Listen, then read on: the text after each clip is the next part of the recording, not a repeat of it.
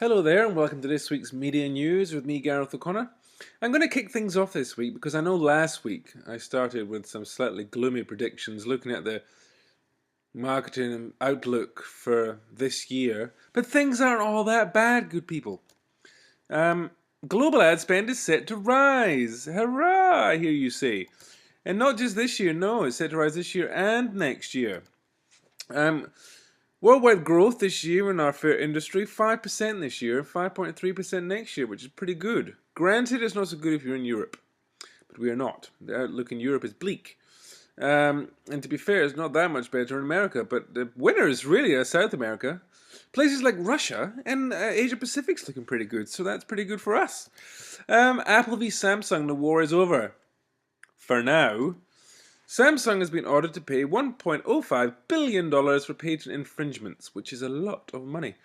Looking at those telephones there, the old 4S and S2 do look quite similar. But what this means for Samsung is that many of their products, including their tabs, will be banned in the US and possibly elsewhere. We just have to wait and see for that. Apple's stock, though, has never been higher. Not surprising, really. But interestingly, sales have taken a dive in China, and sales have slumped to a record low, purely because people are waiting for the iPhone 5 to come. Interesting. Here's a thought, though. I do almost believe that this deal may be a good thing around the world, not so much America, but around the world for Samsung. And it could probably benefit Samsung more than Apple. And here's why I think this. The outcome, really, of course, is that Samsung's products are basically the same as Apple's. They just don't come with an Apple logo. Samsung's products are a good bit cheaper around the world. Granted, some places they're not that much cheaper, but in a lot of places they are quite a good bit cheaper, even if it's $200, $300, $400 cheaper. So I guess if you are looking for, or searching, or doing a Google search for products, it gets to the point of thinking, why should I pay more for a product that's basically the same? Could be a good thing. In other Apple news, the Apple Mini, which I spoke about a while ago, is due for release this very October, which I guess will allow it to compete with things like the Nexus 7 from Google. And this will follow the Apple iPhone launch in September. So 2 big months for Apple rolling into the Christmas period. So I imagine that stock that's just skyrocketed is going to go even higher. And Apple will be seen. They've just launched in the US. Whether this will happen here, I'm not sure. But Apple will be buying back iPhone 4S's if you happen to upgrade to an iPhone 5. Will it happen here? I'm not sure. Being that there's no Apple stores in NZ, I'm thinking probably not. But would be nice. Virgin Mobile have come up with a new way of helping customers to get ready for the iPhone 5. And here is their help. Wow, Virgin Mobile's got the best phones for just $35 a month. Yeah, but you don't need a new phone. Oh no. With unlimited data and messaging? Yeah, it's too bad you just got that. Oops. Stop, taxi! You have my phone. Hey, look, I don't want any trouble here. Just take it. Oh, no! Excuse me? You forgot your phone. It's not my burrito. Oh, no, that was my phone. Oops. Oops. Gosh. How did that happen? Oops, that was an accident. And so was that. Don't need a new phone? No, you do. All the best phones with unlimited data and messaging, just $35 a month. Virgin Mobile, a higher calling. I need a new phone. Facebook. Sticking with mobile, they're going to put mobile first, which is no real surprise. Does make you think, though, good people, if you put in mobile first? We have basically retooled and focused the company around mobile, said Mike from Facebook. Which makes no real odds, being that, over 50% of the users are now logging in every day via mobile device. They've also just launched a new iPhone and iPad version built to Apple's formats and programming, which of course makes it far more seamless, a lot quicker, and a much more user-friendly experience. I guess the other thing is, at the moment, they've got premium posts, or sponsored posts, which you can have in a news feed on mobile. They're about to launch sponsored stories in mobile too. Which I guess, always that peer-to-peer recommendation sponsor stories, so they actually work a lot better than premium posts. So again, a good thing. I guess the only thing they really have to worry about is putting too much advertising in the mobile, because the newsfeed is quite small. The last thing users probably want is a shitload of advertising, but I guess we'll see how that one plays out. Company executives, however, have declined to comment on rumors that Facebook is working on its own mobile operating system and phone. And he said he will not comment on unannounced products. I guess we shall see, but it's that sort of thing now. It's going to be tough for them to crack into that market, even with an audience of 1 billion people. Being that Android and Apple have kind of got that cornered, but I guess it would be interesting to see. Sticking with social media, Pinterest and Instagram, which I'm sure some of you will be using, are now global stars. They are the new global stars. And they're also doing pretty darn well here in NZ, where they've seen some of the biggest growth. Granted, growth in North America and UK has been higher, but hey, there's more people there. But growth in Instagram, 843% in New Zealand, and Pinterest, 643% growth in New Zealand. Pretty good. And Reddit, you heard it here first. Reddit's a pretty big riser here in New Zealand. It's kind of a site for users for what is popular and what is not. You can go in there and talk about what's cool, what's not cool, and share what's cool and what's not cool with people. 107% increase on our fair shores. Honestly, this does baffle me a little bit, but some products are not well thought through. And the internet, let me tell you, if you do come up with a product that's a bit suspect or not well thought through, mockery will ensue. Here is a new product called Bic for Her. Aren't they lovely? Pens designed for the ladies. Yep, I know what you're thinking. Introducing Bic for Her. Let's just say the folks on Amazon had a field day. I'm going to just read some of these. When I saw these, I just had to have them. So I asked my husband to buy them for me. He refused, as he said that owning a pen might make me think, and then have ideas of my own, that I might start to write, which would take time away from my wifely duties such as cooking, cleaning, and bearing children. Of course, he was absolutely right. None of these tasks require a pen, and so I have given these 1 star. Kind of good, but you should really go on here if you have some spare time onto Amazon and look at this page, because some are just genius, and there are thousands of them. Oh my god, I've been doing it all wrong. There was me thinking I didn't need to worry about whether my writing implement sufficiently reflected my gender. Thank you so much, Bic, for showing me the error of my ways. Perhaps Bic will also bring out a new range of pink or purple feminine spanners, screwdrivers, electric drills, and angle grinders, so I can carry out my job as a bicycle mechanic without further embarrassing myself. Luckily, my male colleagues have managed to keep their disapproval of my use of their masculine tools to themselves. I'm so ashamed. And re-educated as to my place in society. Thank you again, Bic. There's many more of these, but really it is taking the piss. And rightly so. I mean, really, there isn't any need to bring out some brightly coloured pens and call them a pen for her. And the crazy thing is, they would have sat there in a room with lots of people from agencies and product and sales and marketing, and they would have come up with those genius products. But anyway, here's another one. I have tried these on a whim, and I have to say I wasn't very impressed. The applicator mechanism is far too fiddly, and the plastic tampon inside far too thin. You can see where they're going. I bought this pen, in error evidently, to write my reports of each day's tree felling activities in my job as a lumberjack. It is no good. It slips from between my callous, gnarly fingers like a gossamer thread gently, decidedly to earth between 2 giant redwood trunks. But anyway, good thing. Sometimes people really do need to think about their product launches a little bit more. Vegas starts a cause, yes indeed, and makes good use of our big global news story.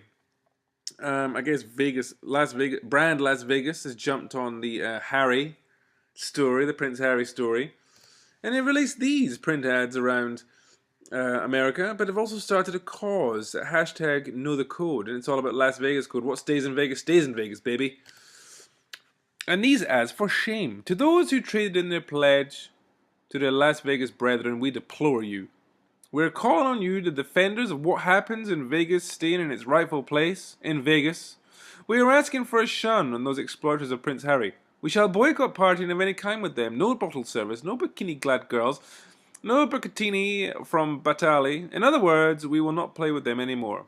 Who's with us? So there is a cause there, people. You can join that cause. Clearly not something that's going to be big here, but a nice way of people jumping on a big news story. Always good. If people are talking about news, good way to try and link your brand into that. Louis Vuitton tries something new. They've created 2 60-second TVCs that are very similar, featuring a girl in polka dots. And they're different in 5 ways. Spot the differences, then enter at Louis Vuitton UK with the hashtag LV Kasuma. Kasuma is a Japanese artist who wrote the ads for your chance to win. Kind of cool, different way of doing this. I don't know how many people though will actually look at the ads side by side, because I guess that's probably the easiest way to do it, but the ads are online, so I guess that helps. But it is, I guess, a nice way of paid media driving owned and earned media, which is kind of cool, right? So trying to drive more conversation, talkability, and shareability through paid media, it's a nice idea. A world first, an interactive cinema ad, yes indeed, featuring links and mixes. Brainy girl, flirty girl, purty girl, high maintenance girl, and sporty girl. Basically, the ad was shown, Brainy girl, in the cinemas, and then there was another ad that said to the audience, please choose which ad you'd like to see next. The people in the cinema voted, and then the next ad was shown. Here's the first ad. Hark, 'tis the boyfriend of a brainy girl, expertly staying awake, courageously feigning interest, a better performance than the man on stage, the man who's taking 30 minutes to die. What's that? A tear? That'll earn you an encore from her you'll never forget. Stay awake with Link's Rise. You can find them all online too. And that's another good place, like cinema for reading youngsters. But it's all there on Facebook. You can see the 5 ads, should you be interested. Google signs signals multi-screening shift. Yes, indeed, multi-screening has gone mainstream in the US, with consumers switching between up to 4 different screens during the average day, says Google. Almost as common is sequential screening, moving between devices such as smartphones, PCs, tablets, and TV, while simultaneously screening where 2 or more of these devices are used at the same time. 2 things to look out for: sequential screening, one after the other, and simultaneous screening at the same time. Google suggests that over 3 in 4, 77% of viewers now watch TV whilst using another screen. That is huge. Sequential screening will start interacting with you on one device and then pick up where they left off on another. Makes sense? So then really it gets to the point where you have to have a seamless experience between each device.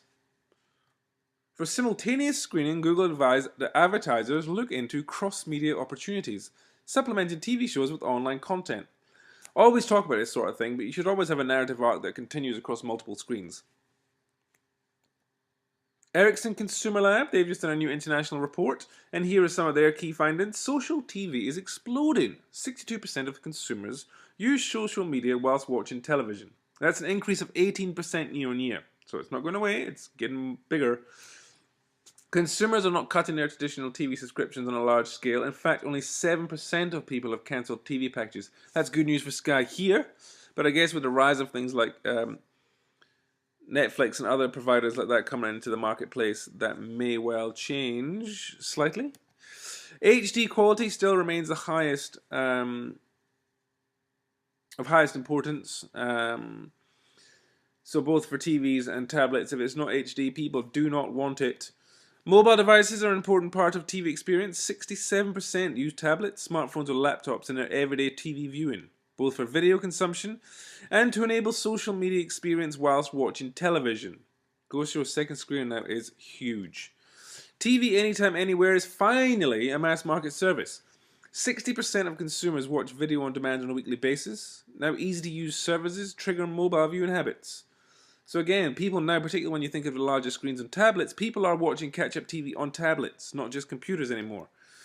The immersive experience of a tablet. Here's a nice one-shot spot.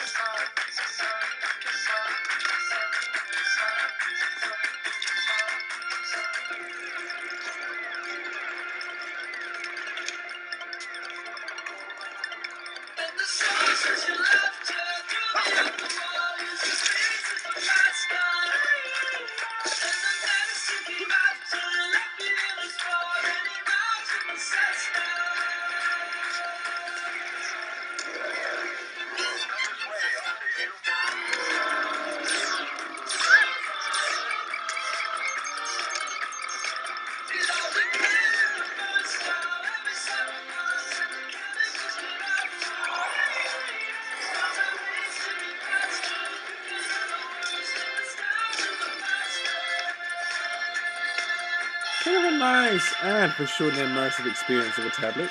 I like that. And last but by no means least, get your chops around this.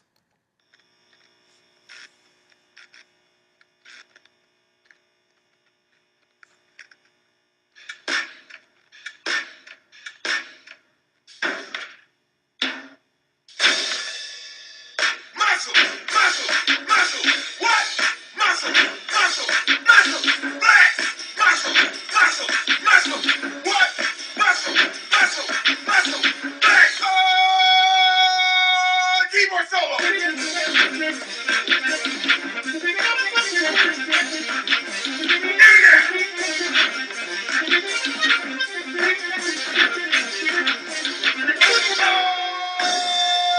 Flame sax. Danger. What? Danger. Danger. Danger. Danger.